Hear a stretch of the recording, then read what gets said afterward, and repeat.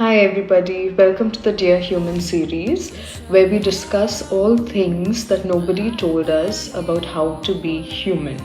And today's topic is identity and how we all live with limited identities and how do we deal with that, right? As you all know, I have written a book. It's called The Morality Sandwich.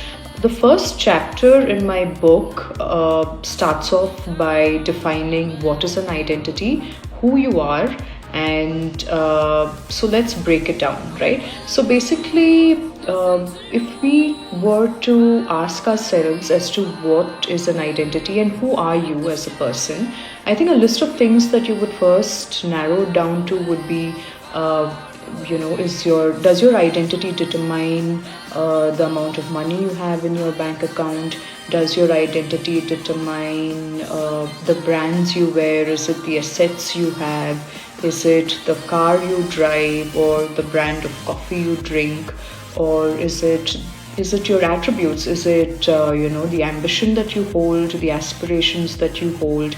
Is it your education? Is it your social status? What exactly is your identity, and is it all of this or nothing? The second question we ask is this your accidental identity or is this your true identity, right? In Vedic philosophy and in Sanatan Dharma, true identity is basically defined as your Atma. Your Atma is nothing but your soul.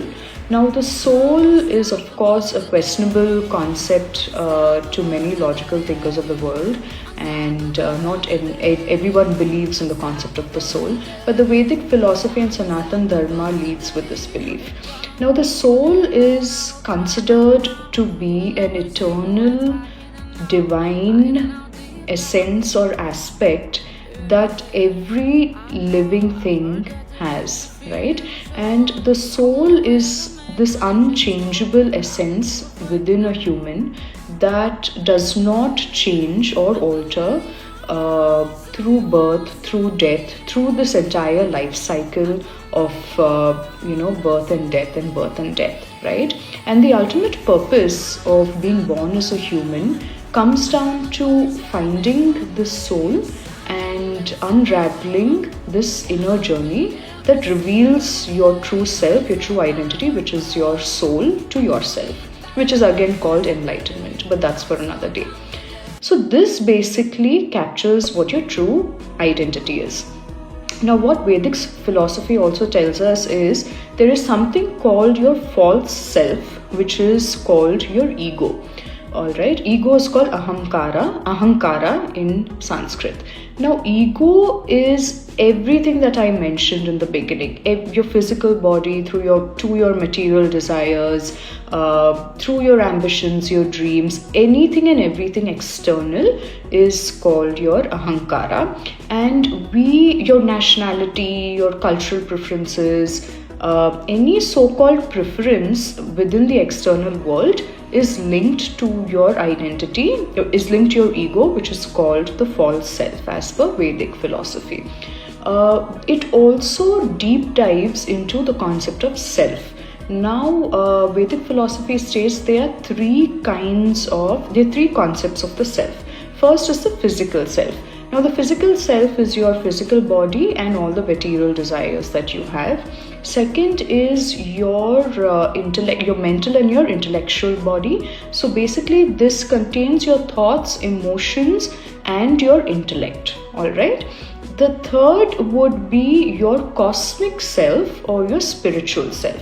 And this angle and this concept of the self states that you are basically the Atma that is connected to the entire universe, and there's a sense of oneness with divinity, and through enlightenment and through your journey of spirituality, etc., you become one with the universe, right? So basically, this is how the identity has been broken down in Vedic philosophy. One thing that I absolutely loved and something that stayed with me while writing my book and stayed with me as a concept pretty much was, in fact, Sadhguru has spoken about this. So in ancient India, whenever a child was born, and the child would grow up to be a little older, the child was, apart from being given a name and all of the rituals that follow through, apart from that, the child was made to live in nature and identify what nature is, and especially the five elements of nature. Now, the five elements of nature are fire, water, air, ether, earth, and am I missing out something? So fire, water, air, earth, and ether. Yeah, so these are the five elements, and every child was made to spend time in nature and identify with these five elements, right? And the only reasoning behind this was to set within the child as a foundational concept that nature is beyond the body, nature is beyond your limited identification of yourself, and nature is beyond your senses, right? But this activity would reiterate within the child that he is part of nature, making him believe that he need not live with a constricted view of self, limiting his identity, right? Because the cosmic self is very expansive, it is ever growing, it is infinite, right? It is not finite. And as a concept, if we were, say today, to believe that each of us do have the infinite potential, we do have limitless potential, we do have, if we were to believe this, I think we would be able to achieve more, we would be more at peace. And I think as a concept in all, it would be a wonderful tool to kind of imbibe into your life, right? So this is something about limiting identities and limitless identities, right?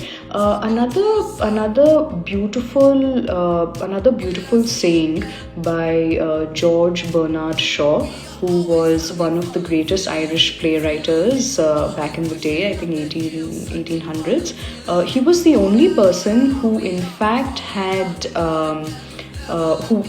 won a Nobel Prize for Literature, as well as wrote over 60 screenplays in his time. So his quote was one of the most famous quotes, and something that really stuck by with me. And he said that life is not about finding yourself, but life is about creating yourself, right? And this completely aligns with the standpoint of having limitless opportunity. Only if you come from a mind space of, say, limited viewpoints or boxed viewpoints, or living in a very stereotypical way of thinking, it would be very difficult to think outside the box. And that's what people mean when they say think outside the box, right? So what he was trying to say is, life is about creating yourself more than finding yourself. And everybody comes with free will, everybody has a choice. I don't think anyone is ever that stuck in life. Everybody the ball is always in your court. I don't believe that anyone needs to make any excuses for anything that is going wrong in their life. I think every problem has a solution, but it all again comes down to what you believe in, right? And identities also change with time, right? Meaning your ego, your false identity changes with time.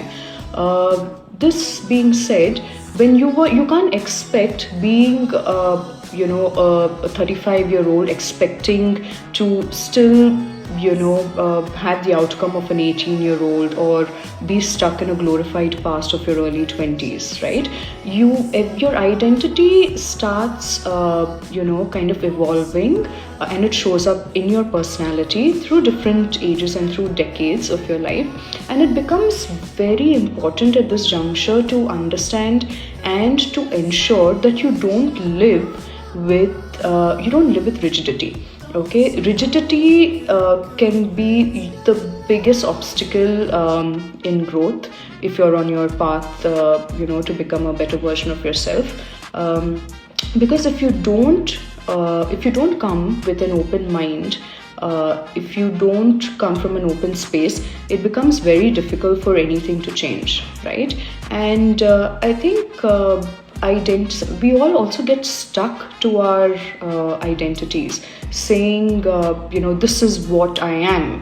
I am this. I am, a Chelsea fan. I am supporting Spain. I am, I have gone to Harvard. I have done this. So all of these I's become a kind of a stamp on you, but it also becomes a little limiting, right? And I think it becomes very important that we are cognizant, and it becomes very important that we are aware of how through time these identities can restrict us, right? So I think the most important, the key lesson to kind of factor in would be to be more fluid, to be more flexible, and to be more adaptable.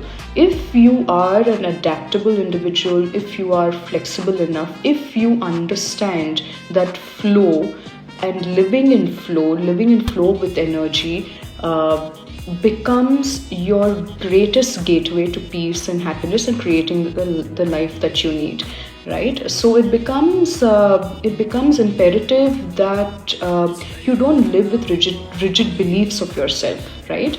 And it all comes down to this: if you are judgmental of your own self, you will be judgmental of the world. If you are loving to your own self, you will be loving to the world. If you give unconditionally to yourself, you will give unconditionally to the world, right? And that is exactly what it is. And if you limit your identity to certain tick marks and certain check boxes, within